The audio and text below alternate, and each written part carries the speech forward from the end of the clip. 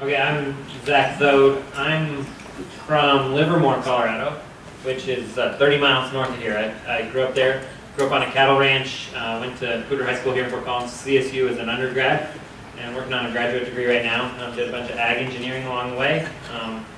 Right now I'm in the Colorado Ag Leadership Program, which is a program put together by the Department of Ag in Colorado here.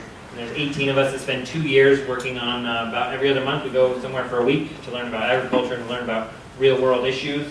And so my project is for this task for the next 2 years is to understand and develop a water marketplace where agricultural producers might be able to find a way to access water in a way that they haven't been able to in the past. So that's what we're going to talk about.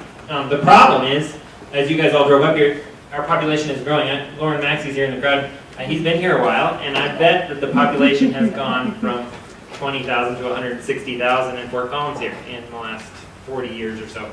And that's a problem, right? So we have more people, we have more demand, and we don't have any more water than we had 50 or 60 years ago. There's no new supplies in the northern part of Colorado since the CBP project. So we have a growing demand, a limited supply, and we don't expect to get more rain necessarily in the future. That's a bad bet.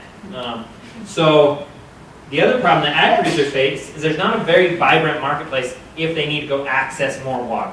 They might know what they have at a limited basis, but if they need to get more, there's not a great marketplace. Currently, some guys can lease water from municipalities in years that the municipalities don't need it, but that's not a sure bet. And that leads to this other problem. The supply of water for agriculture isn't secure, and so farmers that are trying to grow crops on a commodity basis that have already sold their crops, if they don't have water to produce it, that creates an economic problem. So here's a little bit of a hydrograph of how our water system works. We have runoff in May, June, and a little bit into July, but most of the irrigation demand in Colorado happens after that, right? We're growing crops that need water after July.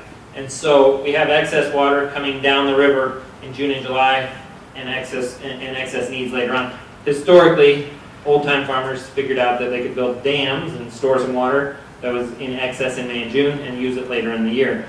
We're struggling to build dams right now. So what do we do about that? We have to find other ways to re-time that water, because there is and has been in the last several years excess water coming down the river in the South Platte and other rivers in May and June. And it's a time when municipalities don't need as much, because when it's raining you don't water your lawn. And so there's an opportunity for water to be re-timed so that it can be available for later use. This chart also shows some of the droughts. So you can see the red line is 2002. That's a drought when there was no water available to lease in the marketplace. There was no runoff. We had very poor snowpack. And so everybody suffered. The cities didn't have enough water. The farmers didn't have enough water. And it was an economic crisis for most folks.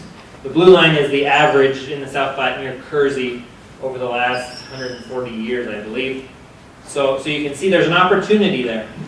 And this demonstrates that there's a marketplace that allows farmers to access some water between $30 and $100 an acre foot.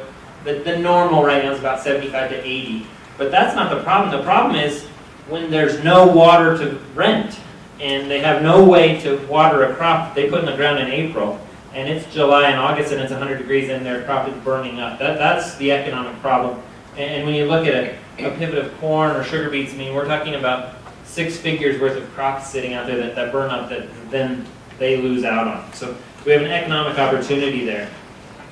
This is just a quick engineering. I don't want to get too deep into the woods, but this is how aquifers work. So Representative Arndt's here. She's been working on confined aquifers, which is on the very bottom left.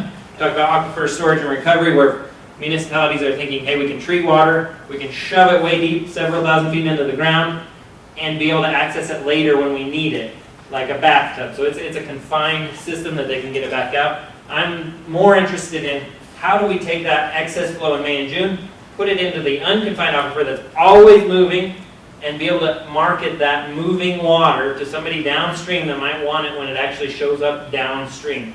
In these canal systems that aren't necessarily running water in April, May, and June, and irrigators that aren't running water through their pumping ponds in April, May, and June. So this kind of demonstrates how that water moves through the system. Very slow process. It doesn't happen really, really fast, but that's a quick engineering lesson. Now this talks about the economics of it all. So if you have a groundwater bank that has members in it, and there's members upstream that have an opportunity to put their excess water into the ground slowly through recharge, just down through the ground and into the alluvial aquifer that allows it to move slowly back to the river.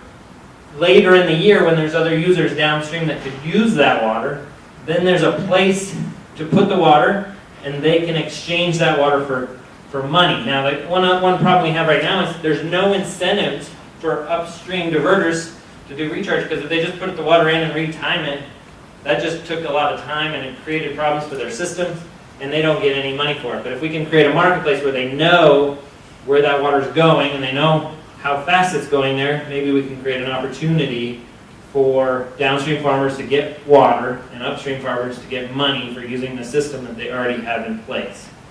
So here's the potential problems. Here we always have problems. There's lots of lawyers in Colorado. I think Colorado has the most water lawyers in the state. So, right, that's always a potential problem. I don't know how many water lawyers there is today. I sent this presentation to a few to see if they would attack me before I got here. But, there's regulatory issues, right? The state engineer's office has to administer water going down the river, and if we put it in the ground and they can't see it and they can't measure it and they can't control it, that creates a little bit of a hazard.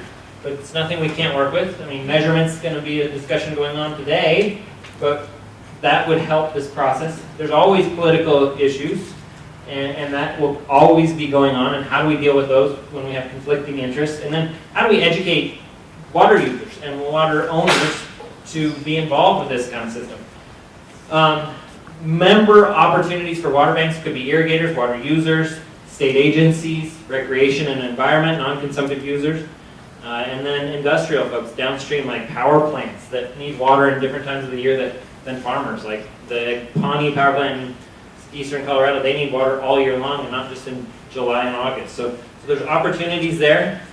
And the big opportunity is creating a marketplace that enables water to be traded to the highest bidder when they need it, to really understand the value of water. And this water bank could accept deposits from folks that might take several years or decades to get back to the river, and that water will be available at a time in the future that we don't really know what we're going to do in 10 years, or in 2 years, or in 2 weeks. So this creates an opportunity for looking out into the future, and I dare to use the word speculate on what we could use for water into the future, and I'm sure there's a water lawyer that will attack me on that one. But so that's the opportunity, and allowing junior water right users to move forward, and if they have already sold their water to a municipality, or if they're going to sell their water to a municipality, to be able to re-water some of their irrigated farms with junior water rights that might be more available later in the year than just that high peak hydrograph. So the call to action here is to figure out a way to develop a more vibrant water marketplace.